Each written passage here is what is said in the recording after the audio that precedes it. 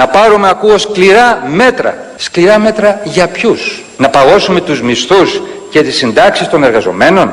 Θα λύσουν το πρόβλημά μας τα 500 εκατομμύρια ευρώ που θα εξοικονομήσουμε από τους μισθωτούς και συνταξιούχους? Είναι λάθος το πάγωμα των μισθών όταν πρέπει να ενισχυθεί η ζήτηση στην αγορά για να βγούμε από το τέλμα. Είναι λάθος η περικοπή των δημοσίων επενδύσεων όταν αυτή η χώρα χρειάζεται να επενδύσει στο μέλλον της. Είναι λάθος να φορτώνονται φόροι τα μεσαία και τα χαμηλά εισοδήματα όταν αυτό που χρειάζεται είναι να υπάρξει δίκαιη αναδιανομή και να πληρώσουν οι έχοντες και οι κατέχοντες. Και είναι λάθος βεβαίως να κοροϊδεύουμε τους πολίτες. Τα μέτρα που περιλαμβάνονται σε αυτό το νομοσχέδιο είναι βασικά εισπρακτικά, κοινωνικά άδικα και αντιαναπτυξιακά. Είναι η προτελευταία πράξη ενός φορολογικού εγκλήματος. Αντί να στηρίξει, η κυβέρνηση φορολογεί. Εμείς γι' αυτό μιλάμε για κυβέρνηση των φόρων. Το στίχημα για το ΠΑΣΟΚ είναι η συνέπεια σε ένα πρόγραμμα που δεν είναι ένα πρόγραμμα που τάζουμε λαγούς με πετραχίλια. Δεν κάναμε αυτό που έκανε ο κ. Καραμανλής το 2004, να υποσχεθούμε τα πάντα στους πάντες. Στις συνθήκες κρίσης, κατά κανένα τρόπο δεν πρέπει οι εργαζόμενοι να πληρώσουν το λογαριασμό. Ειδικά στις συνθήκες κρίσης, πρέπει να υπάρξουν μέτρα στήριξη του εισοδήματος. Δηλαδή, όταν η ΓΕΣΕ βγαίνει χτες και λέει ότι 2.200.000 άνθρωποι ζουν κάτω από τα όρια της φτώχειας, όταν βγαίνει και λέει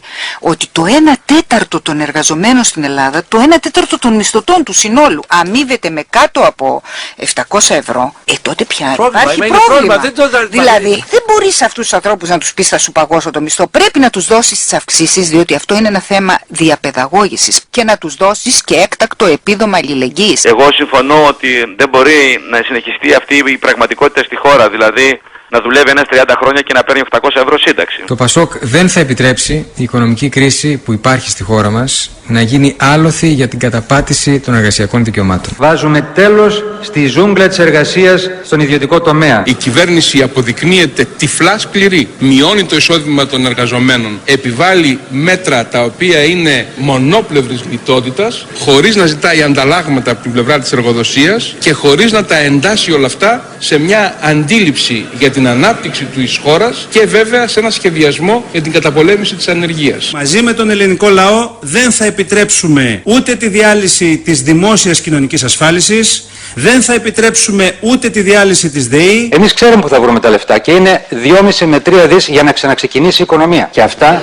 επειδή με ρωτάνε πολλές φορές πού θα βρείτε τα χρήματα, εγώ σας ρωτώ, πού πάνε σήμερα τα χρήματα? Γιατί λεφτά υπάρχουν. Υπάρχουν χρήματα. Υπάρχει κανένας που να αμφισβητεί ότι αυτή η χώρα παράγει πλούτο? Επιτέλους το να συζητούμε για παροχές είναι υγιές. Η πλειοδοσία σημαίνει υποκρισία. Ο υποκριτής θα φανεί αν κερδίσει τις εκλογές και δεν πραγματοποιήσει τις υποσχέσεις του. Δεν είμαστε αυτή η περίπτωση εμείς στο ΠΑΣΟΚ.